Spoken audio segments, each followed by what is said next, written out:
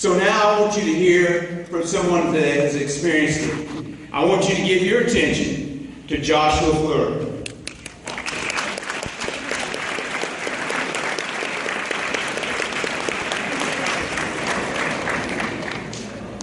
Good morning, everybody. How's everybody doing this morning?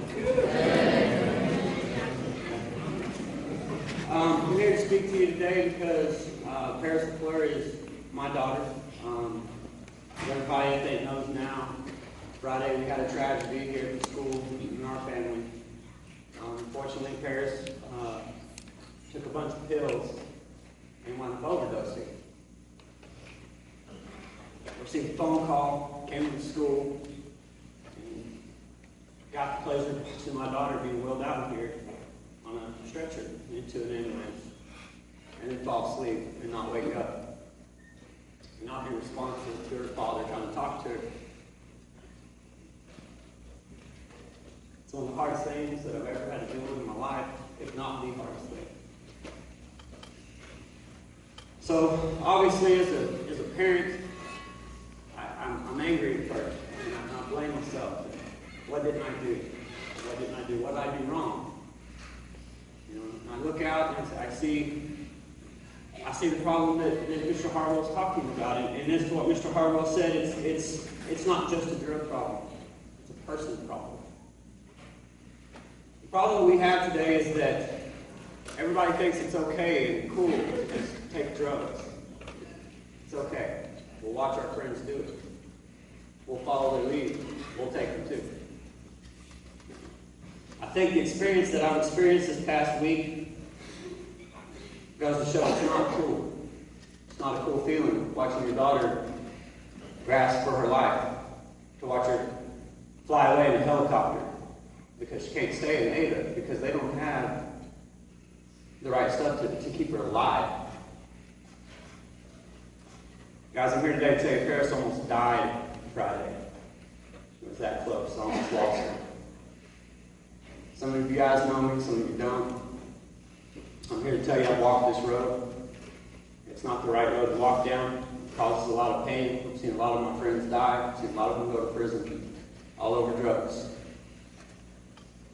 So the message I want to get across to you guys today is that if you have a friend that's using drugs, I can say, hey, you shouldn't use drugs. And they're like, well, he's a dad, he's going to say that, right? It's my job, right? It's kind of my honor. It's what I'm supposed to do as a parent. Mr. Harwell, any of the faculty here at the junior high can also say the same thing. They can say, hey, you shouldn't use drugs. It's bad for you. It's going to tear up your body. I think we all know that, right? But that's what we're supposed to do.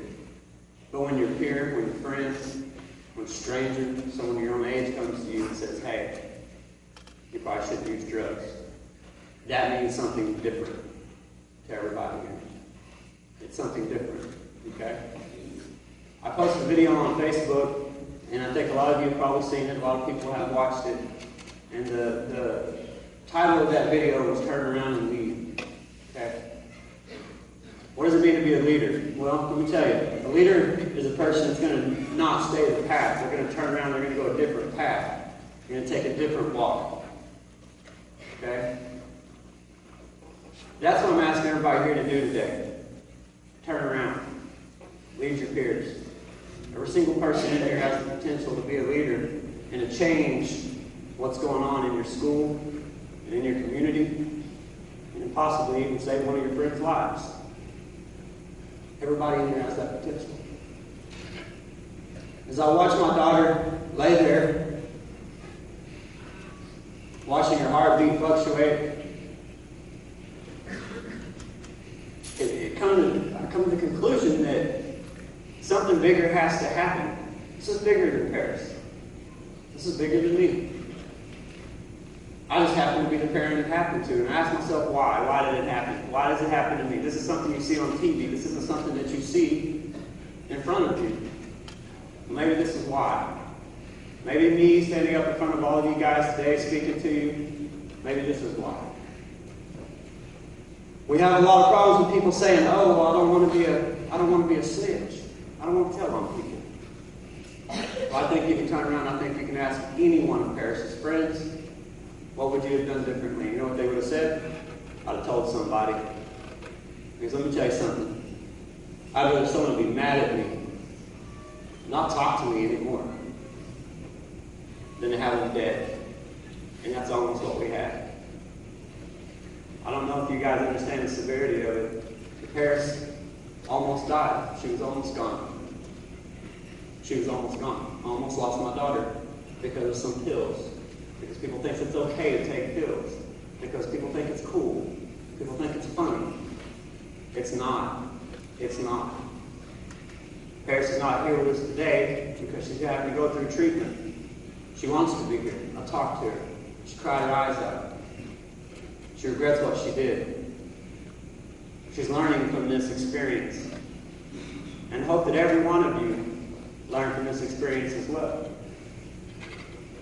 It's very important. Guys, it ain't very often that school is going to have a bald-headed tattooed guy on stage talking to you about this stuff. This is how severe it is. This is how important it is that you guys understand that drugs are a bad thing. Okay? And everybody says it, right? The war on drugs. The parent officer comes to school once or twice a week, talks to you about drugs.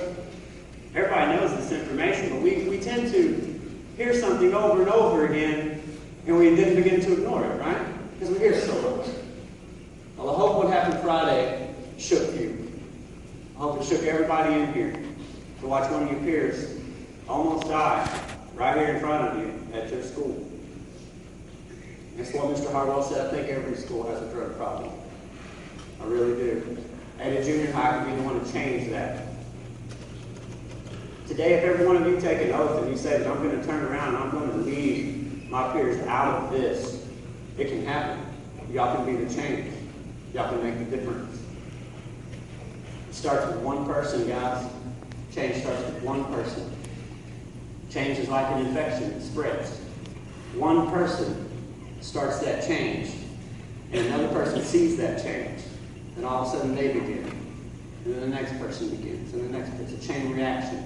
Before we know it, the face of our junior high has changed. Lives can be saved. They can be saved.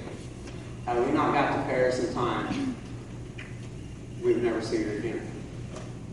As I sat there in that emergency room and I watched Paris lay there on that hospital bed, and they're pumping fluids into her, and they're giving her shots of this, and she's waking up and throwing up because it's a side effect of the medication that they just gave her. As I'm watching her grasp and try to hold on to life, in my mind I started planning a funeral.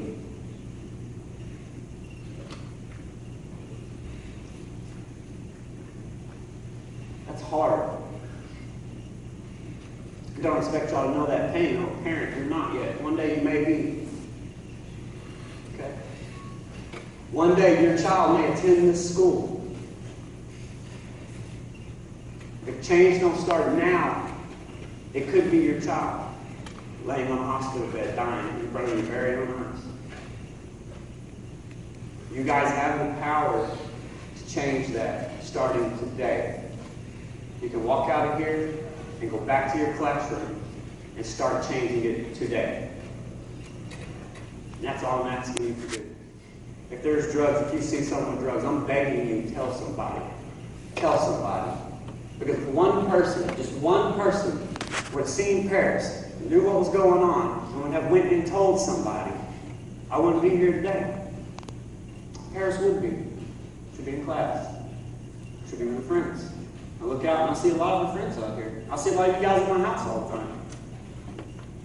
I know every one of you are hurting right now. Everybody's wanting to know how she's doing. If one person would have said something to a faculty member, to Mr. Harwell, to any of the teachers or faculty here in the building, we could have stopped this. Paris would have been fine. She may have been in trouble when she got home. She definitely would have been in trouble when she got home. But she wouldn't be in a hospital. And she wouldn't have had to experience what she experienced. And neither would any of you. It's very important, guys, that you guys make this change. It's very important. You need to talk to each other. Communication is key. And if there's one person out there right now that's really hurting because of what happened in Paris, it can start with you. You can be the beginning of all of this. Okay? Become something stronger than the infection of drugs. Help each other. Talk to each other.